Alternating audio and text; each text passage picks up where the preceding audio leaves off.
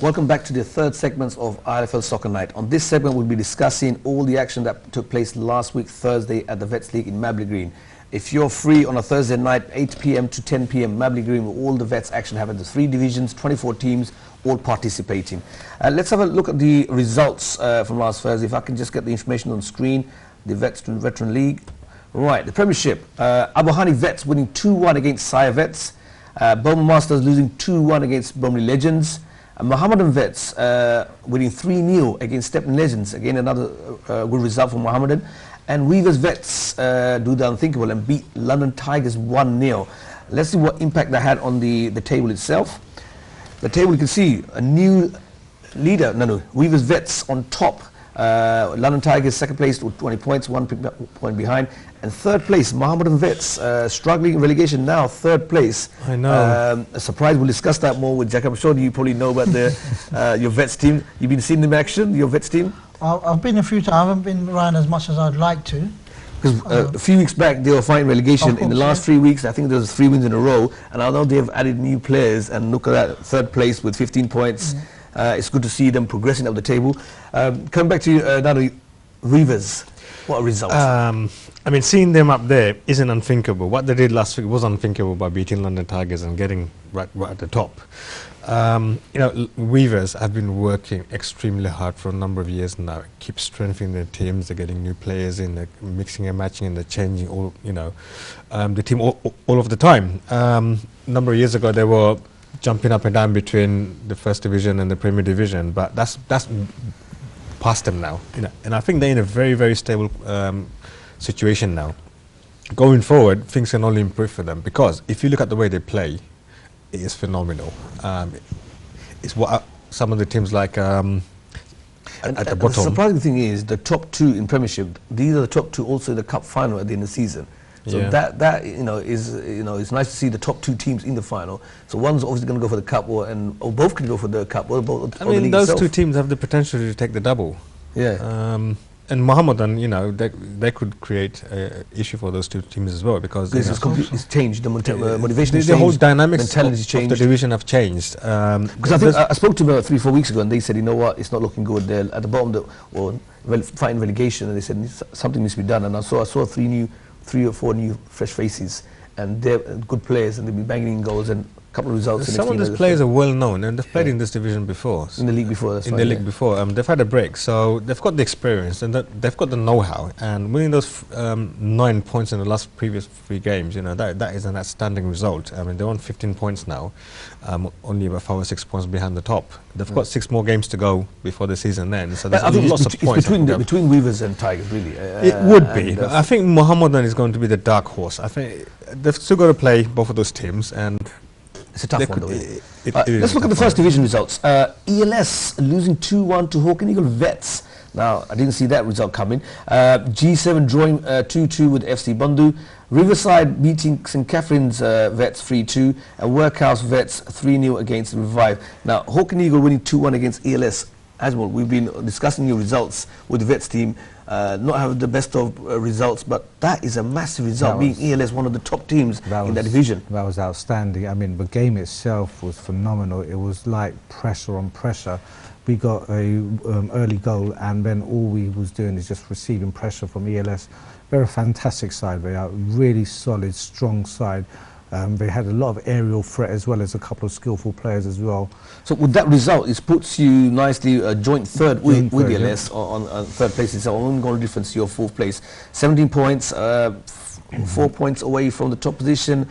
Realistically, you're looking for a 2nd place, or do you think the title's still there? I think there's a few more games to go, so I think it's still going to open up. You've got 4 more games. Out of 4 games, you're expecting the other teams to lose. Possibly. Anything could happen. Anything could happen in this league. I mean, this league is much tighter than people imagine. I mean, all it needs is work. I think Workhouse are probably now, because G7 is just slightly. But if they lose a couple of, or 1 game each, and, you know, 3rd and 4th, us ourselves and ELS win our games, it changes the balance. So this Thursday could be a crucial fixture, or the results itself to impact the table itself. Absolutely. Touching on G7, Nano. They're dominating, killing teams literally with a number of goals and ripping them apart. in the recent weeks, it's not so looking so rosy in the Garden at the moment. You see, no one really knew how they played, the style of football. But they brought in a different flair of footballing. And if you watch them play, it's a joy watching them play. They keep moving the ball around. They've got really pacey players, and they've got. But even the result with FC Bondu, I was told that they equalised to get 2-2 in the last 10 seconds. The issue is, felt that they should have got a win. They probably, perhaps they felt they deserved the win, but you know, a team like G7 has got a lot of experience. They know how to come back and fight for a point, which is what they've done. I think, in all honesty, I don't think G7 has much of an impact as they did beginning of the season, because they've probably been found out. People are watching them, and they've probably found loopholes and gaps in the team, and they're exposing that. Well, is it the case, I think they're not getting the full squad ready on time, because I know they started off with 6 men or 5 men. That probably has an impact on the team. They did have that problem. But that's down to the old management. However, the team name says G7, and all they have is 7 players on the night, 7 regular players, and they've been playing for a number of years, and all of the players are very reliable. I think it was that one particular night someone didn't turn up on time, and then they actually forfeited the game. And that's the philosophy. G7, there's no subs. 7 players come, 7 players play, and they win, and then they go home happy. But yeah, they need to make some changes if they want to win the title. It's not gone away from them. They need to make some changes, and if they don't, then there's other teams that have been watching them play, and they've still got to play them. And if they lose against them, then Workhouse and ELS might go way beyond their reach. Okay, let's have a look at the second division results. Bowman Masters B losing 2-1 to London Legends, and that was a cracking game. The second goal scored by London Legends was a joy to watch. E1 Legends gained a win over East FC on 3-1. Riverside Vets B 2-2 draw with Sire Vets B. Workers Elite winning 2-1 against Hawk and Eagle Vets B. And this is the way the league stands at the moment in time. London Legends, the new leaders on Division 2. This was one of the surprising things. All 3 divisions had a new top team, a new leader on all 3 divisions based on the results. So it's nice to see London Legends back on top with 25 points. Bowman Masters a point behind with 24 points. Workers Elite on 16, and obviously the rest as follows. Again, it just shows that one result can make a difference with all 3 divisions. There's the new top team. It is so tight up there. It's just amazing. You know, it's only 1 point that differentiates the top and the second. And any mistake you make, you could find yourself either going right to the top by winning a game, or you also play in the East League itself. Yeah, we do. Obviously, we've got 2 teams. Obviously, we know one team is automatically promoted. Out of the 2, who do you see going to the first division, from London Legends or Bowman Masters B? You see, you know, on book it says Bowman Masters. Only 4 fixtures left. It's on book it says Bowman Masters because they've got all of the experience and the know-how to be honest, successful. London Legends, some of the players are experienced players. London Legends, they played in Premiership. You know some of the players. They played for Abuhani, so they've got some firepower as well. Some of the players at London Legends, they actually, that team will go to the Premier Division and hold their own. That's how good some of those players are. So don't be surprised if they reel away the next 4 games with all wins. They should. It was nice in their hand. Before the fixture last week, Bowman Masters was on top, and they knew they had to win the game in order to come top, because then if both teams win all the games, they still come top. So the pressure was on. I think the game I watched, they wanted a bit more. The hunger was there, and the second goal was scored by, I think it was Tony. The winners, they're all winners in that team. So hopefully we'll know in the next week on Thursday what happens. Based on that, let's have a look at the fixtures. The Premier Division, these are the fixtures this coming Thursday. Bromley Legends take on Abuhani Vets.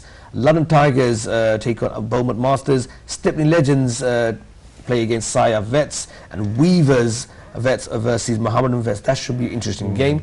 And the First Division, ELS Vets versus St. Catherine Vets, Hawk and Eagle Vets versus FC Bondu, Riverside Vets versus Revive Legends, and G7 would play the Workhouse Vets. Again, I think top 2, G7 and Workhouse, that could be a crack. That could be a decider on who takes that top position. That could be. That could set a milestone for both those teams. Whoever wins has probably got a very good chance of going on to leading the title hunt.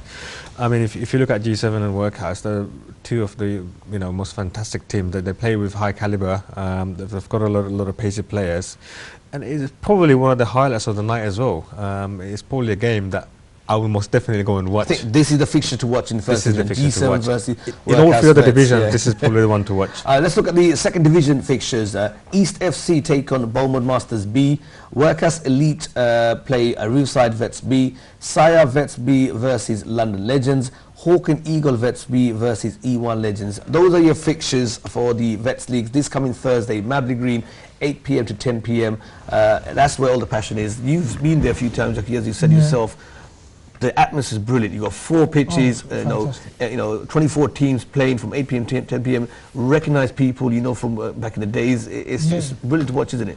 Oh, it's beyond brilliant. I mean, it's kind of a atmosphere there, week in, week out.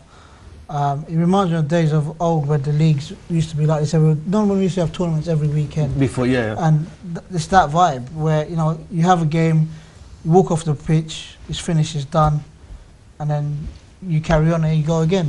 It's fantastic.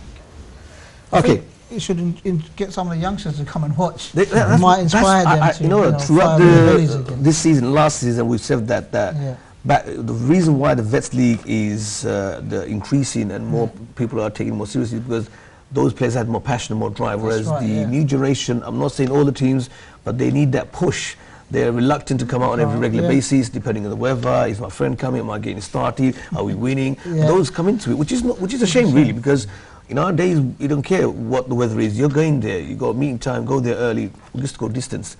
Nowadays you're all local, and but let's see what happens. Hopefully, all the youngsters are watching. They have that passion, the drive to play football and obviously become better players. Whilst on that subject, there is 2 fixtures from the Premier Divisions. We got the first place versus second place, Ace versus Beaumont. And the other fixture is Bromley versus Hawk and Eagle, which we played this coming Sunday. Obviously, Ace, it's a matter of, it's a formality. Unless a disaster happens and they lose by 14 goals, then they're the Premiership champions. Bromley and Hawk and Eagle, I think it's a formality game. Those are 2 fixtures being played on this coming Sunday. As we said before, the fixture itself is next Monday at Northampton Town FC Stadium. Mohammedan Sporting Club take on Westwood FC, Oldham Boys. Who's going to be the UK BFC 2017 champions?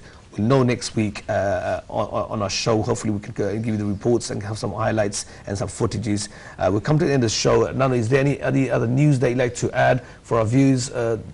Is there a draw next week? There is a draw taking place next week. Watch the space.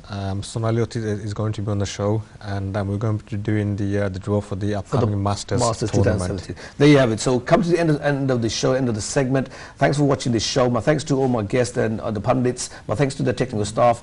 It's been nice hosting the show. Stay safe, stay healthy. We'll see you next week.